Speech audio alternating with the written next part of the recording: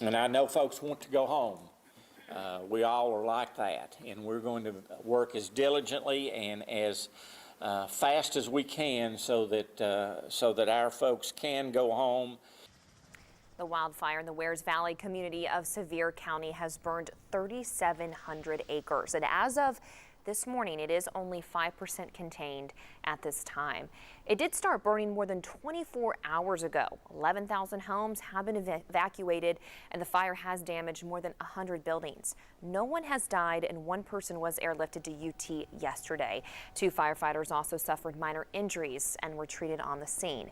Mandatory evacuation orders do remain in place for the Wears Valley and Walden's Creek areas. You can see this map that the Sevier County EMA has put out. That does include Hatcher Mountain Road and Indigo Lane, where the fire started. Again, that area that is highlighted in pink. We do have a link online if you want to put in your address if you're not sure if you are in that evacuation area. Our team coverage continues today. First, we're going to go to 10 News reporter Cole Sullivan live in Sevier County. Cole, you've been there since overnight. You were at the press conference earlier. What's the latest from authorities there today? Leslie, authorities are hoping that today will be a much better day than yesterday. They're encouraged by the weather forecast. The wind's still strong. You may hear them gusting here behind me at the command post, but they're encouraged by humidity in the air and winds not as strong as we saw last night when they were howling through downtown Pigeon Forge. I'd like to tell you where I am right now. I'm here across the valley from where the fire is. You can see it just kind of over my shoulder here, and there are dozens of firefighters from across the state, from Murfreesboro to Chattanooga, all the way up to the Tri-Cities area responding to this fire. And as we take a look at some video from earlier, I want to tell you about, you mentioned no fatalities, no missing people in this fire. The one injury of a construction worker yesterday who I'm told is going to be okay. 2 firefighters injured, and that was a scary moment we heard about from Pigeon Forge Fire Chief Tony Watson earlier. He says those firefighters were making a stand trying to defend a structure, and the fire was coming over, almost overtook them.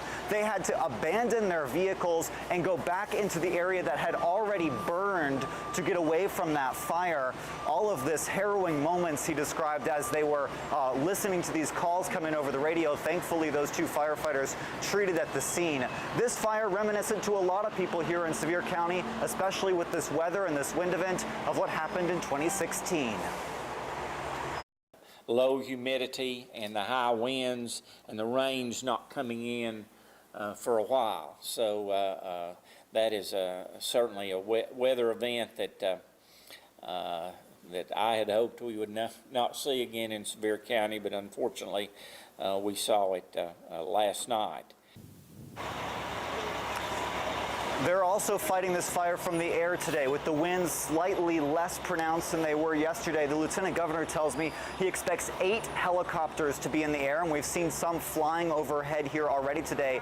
There will also be a fixed-wing aircraft. Officials say that aircraft will be dropping fire retardant on that fire to try to stop it from spreading as crews continue to battle this blaze out here. We're going to continue to keep you updated, and we'll be back with another live update from the scene in about 10 minutes. Leslie?